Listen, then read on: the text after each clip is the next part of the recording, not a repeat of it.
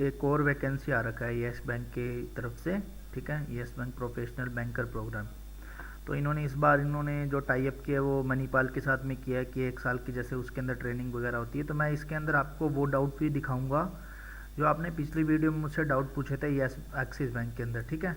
तो क्या क्या डाउट्स थे वो सब सारे के सारे भी क्लियर कर दूंगा एक्सिस बैंक के अंदर जो इन्होंने पूछे थे। नॉर्मल मैं तुम्हें एक चीज़ बता देता हूँ, ये थोड़ा सा डिफरेंट है। एक्सिस बैंक, HDFC बैंक और ICICI बैंक PO जो भी वैकेंसी थी उनसे थोड़ा डिफरेंट है, क्योंकि इसमें इन्होंने इस बार थोड़ा सा इस चीज़ को अच्छा किया है। तो इससे पहले मैं पूरा ये वीडियो बताऊं, मैं उससे पहले आपको एक चीज़ और बताना चाहता हूं कि कल किसी का एक कमेंट था कि आपने पेज का नाम GK फॉर बैंकिंग क्यों रखा है, उसमें तो आप बैंकिंग करवाते नहीं। तो बेसिकली मैं एक चीज़ बताना चाहता हूँ, वैसे तो ये पेज बनाया था इंस्टाग्राम पे बैंकिंग के लिए, मतलब बैंकिंग की GK वगैरह के लिए। इंस्टाग्राम पे कोई ऐसा पेज नहीं था जिससे आपको डेली बैंकिंग से रिलेटेड मिलती हो। तो इसके अंदर देखो 19.7 मतलब 19,700 फॉलोवर्स हैं। तो वहाँ से देखते हुए फिर यहाँ से एक मतलब आइडिया आया कि अच्छे से गाइड किया जाए किस टाइप का एग्ज़ाम का लेवल आता है। तो सारा कुछ उसके अंदर दे रखा है, ठीक है। तो इसके अंदर GK की पोस्ट होती हैं सारी की सारी, ये जितनी भी जैसे पोस्ट है तो सारी ऑलमोस्ट GK की है या फिर बैंकिंग से रिलेटेड होता है, ठीक है। तो मैं इसका डिस्क्रिप्शन में लिंक दे दूँगा, आप वहाँ से जाके आप फॉलो कर सकते हो हमारे पेज को GK फॉर बैंकिंग को, ठीक है। तो यहाँ से आपको बैंकिंग से रिलेटेड कोई डाउट हो तो आप मैसेज कर सकते हो, इनबॉक्स में आप पूछ सकते हो, ठीक है। अब अपन वापिस आते हैं axis bank sorry yes bank पे। तो इसके अंदर भी सेम जैसे उसके अंदर बताया था एक्सिस बैंक के अंदर, तो मैं पहले आपके डाउट क्लियर कर देता हूँ। जैसे उन्होंने पूछा था कि 3.5 लाख फीस कब देनी पड़ेगी, ठीक है, ये वाला एक डाउट था। 3.5 प्लस 18% आपको टैक्स भी ऐड करना है, ठीक है। तो ऑलमोस्ट 4 लाख के लगभग आपके बन जाएगा ये फ़ीस। ये फ़ीस तब सबमिट करनी पड़ेगी आपको जब आपका सिलेक्शन हो जाएगा, ठीक है। सिलेक्शन होने के बाद में आपको एक मेल आएगा, मेल के अंदर आपको डिटेल्स वगैरह सारा कुछ भरनी है। उसके अंदर ये बोलेंगे कि आप उस बैंक से लोन लेना चाहते हैं, जैसे आप फॉर एग्जांपल एक्सिस बैंक से सिलेक्टेड हुए हो, ठीक है। तो आप वहाँ पे वो बोलेंगे कि आप या तो बैंक लेना चाहते हो या सेल्फ पेड करना चाहते हो। सेल्फ पेड का मतलब आप कोई मतलब कि पैसा नहीं मतलब खुद से देना चाहते हैं सारा, और यदि वो बैंक से लोन लेना पड़ता है तो थोड़ा लोन का जो इंटरेस्ट होगा 4% 5%, तो वो सारा कुछ, तो वो देखो वो लोन का इंटरेस्ट वो आपकी सैलरी से काटेंगे, सॉरी। और लोन की जो भी मतलब किस्त वगैरह होती है जिसे कहते हैं इंस्टॉलमेंट होती है, तो वो आपकी सैलरी से कटता जाएगा, ठीक है। तो आप वैसे भी करके कर सकते हो इस प्रोग्राम को, ऐसा नहीं है कि आपके पास पैसे नहीं है तो आप नहीं ज्वाइन कर सकते।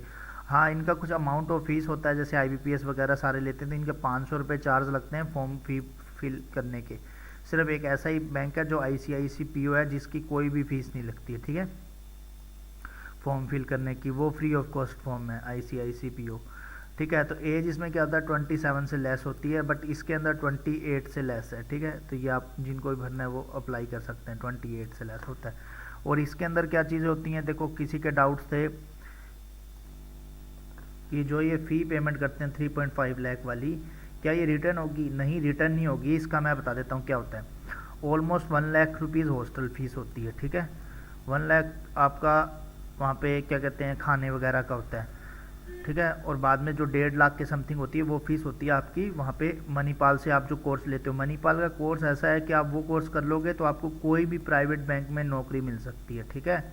तो ऐसा नहीं होता कि बस उस कोर्स की बहुत ज़्यादा वैल्यू है। यदि आप IBPS वगैरह के एग्ज़ाम देते हो और देन आप वहाँ पे जैसे बोल देते हो कि हाँ हमने यहाँ से कोर्स कर रखा है, तो आपको एक प्रायोरिटी मिलेगी सिलेक्शन के टाइम पे, ठीक है, इंटरव्यू में, जैसे IBPS PO, RRB PO, SBI PO के अंदर, ठीक है। देन वो आपसे सारा स्विच वहीं पे हो जाएंगे, आपने वहाँ क्या सीखा सारा कुछ, तो आपको वहाँ पे उसके बारे में बताना पड़ेगा। तो अब देखो इसके अंदर क्या होता है, जैसे ये फ़ीस होती है, एक नॉर्मल सी बात है कि कोई भी आपको कोर्स करवा रहा है तो उसकी वो फ़ीस लेंगे, ठीक है। कोई फ्री ऑफ कॉस्ट फॉर्म नहीं करवाता, बेंगलोर में होता है, मणिपाल में, वहाँ रहने के लिए आपको सारा कुछ मतलब उनकी तरफ से ही होता है, एकेडमिक की फ़ीस होती है, जो भी सारा कुछ होता है। देखो अभी क्या कोविड चल रहा है, पैंडमिक की वजह से क्या हो रहा है, घर पे क्लासेज हो रही हैं, बट इनको एक काम करना चाहिए था, उस फीस को नहीं लेना चाहिए था जो खाने की है और ये जो भी है।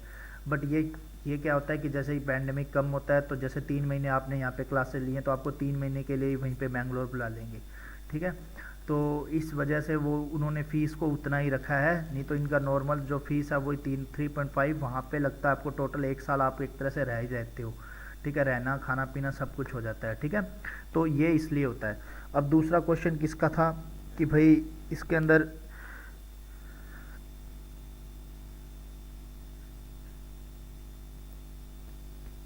एक्सपीरियंस चाहिए। एक्सपीरियंस की बात करते हैं तो एक्सपीरियंस कुछ भी नहीं चाहिए, ठीक है। ओनली ग्रेजुएशन चाहिए। ग्रेजुएशन जो चाहे फ्रेशर हो चाहे कितना भी, एज आपको बता दिया 28 से लेस देन होनी चाहिए, बस वो लोग फॉर्म अप्लाई कर सकते हैं, ठीक है। और इसमें एग्ज़ाम का लेवल पूछा था किसी ने, तो प्रीलिम्स की टाइप का एग्ज़ाम का लेवल होता है, तो आप आराम से इजीली इसको फिल कर सकते हो फॉर्म को, ऐसा कोई दिक्कत नहीं है। प्रीलिम्स लेवल का एग्ज़ाम आएगा। और इसकी कुछ पूछ दें लास्ट डेट कब है, तो आप ऐसे मान लिया करो जैसे आज बताया आपको फिल करना है तो आप 5 दिन के अंदर अंदर फिल कर दो। इनकी कोई डेट वगैरह नहीं होती है, ये सीधा ही बस बता देते हैं कि बस अब वैकेंसी आया और 4-5 दिन बाद में अपने आप जैसे इनको लगता है कितने फॉर्म फिल हो गए हैं तो बस उसी हिसाब से कर देते हैं, ठीक है। और इन्होंने पूछा कि कॉन्ट्रैक्ट बेस्ड जॉब होती है, तो ये कॉन्ट्रैक्ट बेस्ड नहीं होती एक तरह से। इसके अंदर आपको क्या होता है, पूरा प्रॉपर वर्क दिया जाता है कि जैसे अब नॉर्मल से कोई बताते हैं कि हमें इस वर्क को करने के लिए हमारे पास वो चीज़ नहीं है, एक्सपीरियंस नहीं है, तो वो लोग सिखाते हैं कि आपको टारगेट को कैसे पूरा करना है, कैसे कॉल करना है, कैसे कस्टमर से बात करनी है, तो यही सब वहाँ पे ट्रेनिंग में सिखाया जाता है। तभी तो वो 6 मंथ की कोर्स होता है, 6 मंथ का कोर्स होता है। बाद में 3 मंथ की जो हेड क्वार्टर में होती है, कोई भी हेड क्वार्टर होगा जो भी प्राइवेट बैंक होगा तो वहाँ पे आपको ये चीज़ें सिखाई जाती है। और बाद में 3 मंथ की ये होती है बैंक के अंदर ट्रेनिंग होती है, ठीक है। तो इन सब में भी सैलरीज मिलती है, जैसे बाकी बैंकों में मिलती है 5,000 रुपये सैलरी मिलती है इन 6 मंथ में, ठीक है। फिर यहाँ पे कहीं 12,000 मिलती है, तो कहीं पे 10,000 मिलती है, ठीक है। तो यहाँ पे भी 10,000 मिलती है। तो फॉर्म अप्लाई करने में कोई दिक्कत नहीं होती है। 500 रुपये फ़ीस है, यदि आपको अप्लाई करना है कि चाहते हैं तो कर सकते हैं। और हाँ, एक ने पूछा था कि एग्ज़ाम का सेंटर नहीं मिल रहा, तो अभी पैंडमिक की वजह से ये ऑनलाइन एग्ज़ाम घर पे ही होता है, ठीक है। बस ये होना चाहिए कि आप रूम में अकेले होने चाहिए, मतलब कोई बाहर का कोई साउंड नहीं आना चाहिए, नेट प्रॉपर चलना चाहिए। आपका नेट की सबसे बड़ी प्रॉब्लम होती है, तो नेट का आपको ध्यान रखना, ठीक है। नेट की प्रॉब्लम नहीं आनी चाहिए। और प्लस इसके अंदर जो नेक्स्ट बात होती है कि हाँ, इंटरव्यू कैसे होता है। इंटरव्यू जैसे एक तो जूम पे हो सकता है, ठीक है, वो आपको आईडी वगैरह दे देंगे, जूम पे आप लॉगिन कर सकते हो। अदरवाइज़ क्या होता है, व्हाट्सअप कॉल करते हैं, वो जिस नंबर से आपने लॉगिन किया उस पर आपको व्हाट्सअप कॉल करेंगे और आपको पहले नॉर्मल कॉल करेंगे, देन आपको बोलेंगे आप रेडी हो इंटरव्यू देने के लिए। देन मतलब एक डेट होता है, फिक्स डेट को, जिस डेट को ऐसे बोलेंगे उनका कॉल आएगा कि आप रेडी हो इंटरव्यू देने के लिए, तो आप बोल दोगे हाँ यस आई एम रेडी।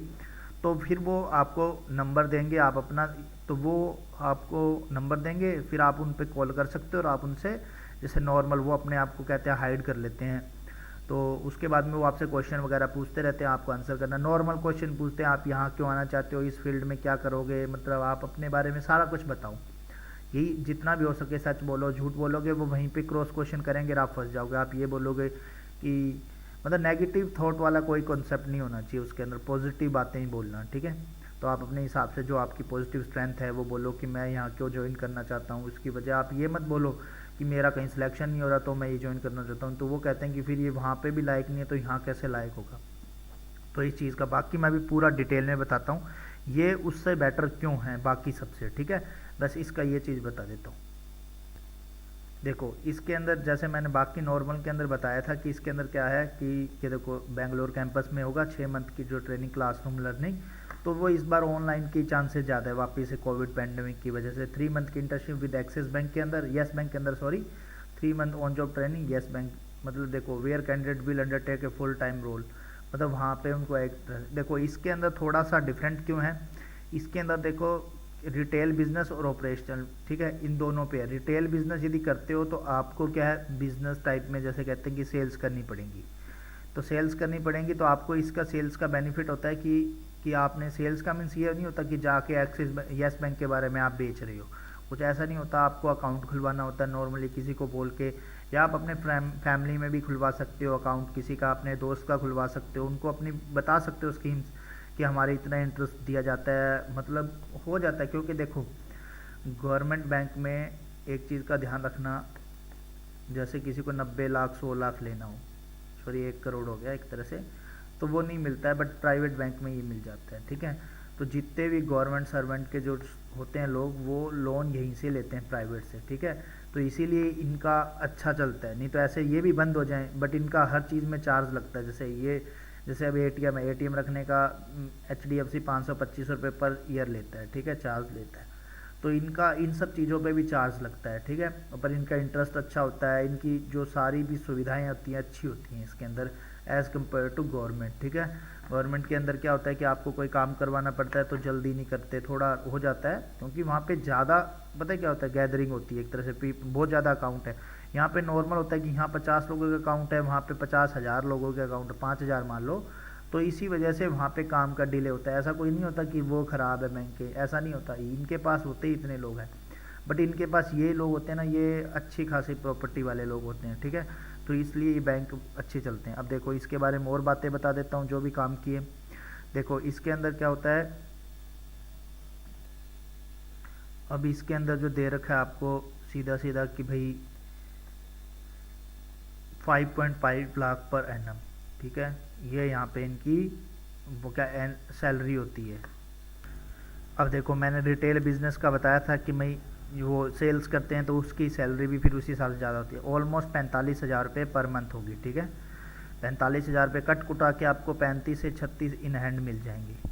मैं ज़्यादा काट रहा हूँ, वैसे 40 भी मिल जाएंगे, ऐसा कोई दिक्कत नहीं है। सेम ऐसे ही जो अपने ऑपरेशनल रोल होता है उस पर आप यदि अप्लाई करना चाहते हो तो 4.5 लाख, तो इसके अंदर आपको मिलेगी 35-36 हज़ार कट कुटा के आपको 30,000 रुपये की समथिंग मिल जाएगी, 30K के पर मंथ के हिसाब से, ठीक है। अब इसके अंदर भी देखो कुछ फीस जमा करवानी पड़ती है, वो आपको मैंने बता दिया है। देखो 3.5 लाख हो गया प्लस टैक्स 18% इसका निकाल लेना, वो टैक्स मिला के इतनी लगेगी, जिसमें medical insurance, on boarding logging program fees सारा कुछ दे रहेगा 6 मंथ के लिए मणिपाल के, ठीक है।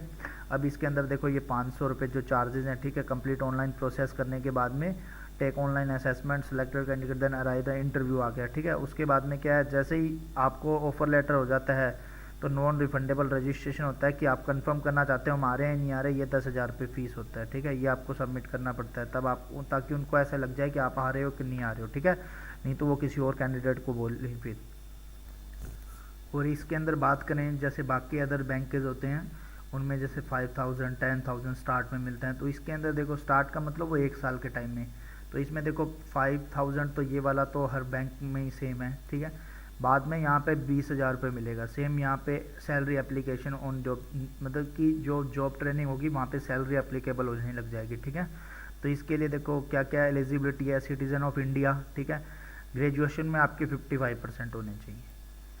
अब कुछ ये नहीं बोलेंगे मेरे 54.50% हैं तो अप्लाई कर सकते हैं, नहीं अप्लाई कर सकते, तो वो नहीं अप्लाई कर सकते हो, ठीक है। सेम कि मेरा पोस्ट ग्रेजुएशन में, ठीक है, मेरे 60% है तो क्या मैं अप्लाई कर सकता हूँ, तो नहीं अप्लाई, वो नहीं अप्लाई कर सकते। उनके ग्रेजुएशन में 55% नहीं है तो आप अप्लाई नहीं कर सकते, ठीक है। Should be up to 28 years on the date of the application, तो इतना देख लो यहाँ पे दे रखा है। अब आपको फॉर्म अप्लाई करने का तरीका बता देता हूँ कौन कौन सा है, ताकि आपको आइडिया हो जाए। यहाँ से आप अपना फॉर्म अप्लाई कर सकते हो, जहाँ पे लिखा हुआ है ना ऊपर ऊपर अप्लाई नाउ वाला, तो जिस किसी को लगता है कि हमें अप्लाई करना चाहिए वो अप्लाई कर सकते हो। बस हाँ ये होता है कि जैसे वो फीस होती है वो ना तो रिफंडेबल होती है, जैसे 3.31 को ऐसे ऑलमोस्ट आप 4 मान लो, क्योंकि 18% टैक्स भी लगेगा उसके ऊपर। तो आप देखो इंटरेस्ट, मतलब कि इंटरेस्ट पे भी ले सकते हो उनसे, बैंक से लोन लेके, मतलब बाद में वही बात है कि आपकी सैलरी जैसे 40,000 आ रही है तो 20,000 वो काटेंगे तो आपकी 20,000 सैलरी आएगी, और आपको लोन पूरा पे करना पड़ेगा। अदरवाइज़ आप जॉब नहीं छोड़ सकते हो। यदि जॉब छोड़ना चाहते हो तो आप कहीं ना कहीं से वो सारा का सारा पेमेंट एक साथ कहीं से अरेंज करके विद इंटरेस्ट वो आपको सबमिट करना पड़ेगा, तभी आप जॉब छोड़ सकते हो, ठीक है। तो इसके रिगार्डिंग कोई भी आपको प्रॉब्लम हो तो आप कमेंट बॉक्स में कमेंट कर सकते हो, मैं कमेंट में सबके रिप्लाई कर देता हूँ। यदि आपको किसी को भी कोई दिक्कत हो तो देखो अभी जो देखा जाए 4 से 5 वैकेंसीज़ आई हैं, ठीक है। 4 वैकेंसीज आई हैं। सबसे पहले आई थी HDFC की, तो आप वहाँ पे नीचे डिस्क्रिप्शन में मैं इनके लिंक डाल दूँगा, वो आप देख लेना कि उनकी डेट रहती है तो आप अप्लाई कर सकते हो। HDFC के बाद में आई थी ICICI PO, ठीक है। अब उसके बाद में जो वैकेंसीज आई हैं वो है क्या कहते हैं उसकी एक्सिस बैंक की, ठीक है, एक्सिस बैंक की। अब उसके बाद में अब ये जो लास्ट वाली आई है वो है येस बैंक की। तो आपको लगता है कि इनमें हमें अप्लाई करना चाहिए तो आप इन चारों में से कोई भी वैकेंसी पे अप्लाई कर सकते हो, ठीक है। और वो कहते हैं यदि पैंडमिक नहीं हुआ तो आपको बेंगलोर रहने का भी मौका मिलेगा। बेंगलोर रहने का मतलब बेंगलोर में ही आपको ट्रेनिंग होगी, तो वहाँ पे आपको ट्रेनिंग करने का मौका मिलेगा, जिसमें आपका मंथली खर्चा निकल जाएगा। 5,000 रुपये पर मंथ तो मिलेंगे। आप घर से भी रह के यदि वो करवाते हैं तो बस बात नहीं है, घर से रहने पे वही 3 लाख रुपए चुभते हैं एक बार के लिए। बट बात वही है कि आपको एक जॉब मिल रही है तो आप जॉब ले सकते हो, साथ साथ में आप प्रिपरेशन कर सकते हो। यदि हो जाता है तो आप वहाँ स्विच कर लेना। तो आपके पास अच्छी अपॉर्चुनिटीज़ हैं ये 4 वैकेंसीज़ के ऊपर। तो आपको किसी को अप्लाई करना हो तो आप अप्लाई कर सकते हो, और आपको कोई भी डाउट हो तो आप कमेंट सेक्शन में कमेंट कर देना, मैं आपके वो डाउट क्लियर कर दूँगा। ठीक है।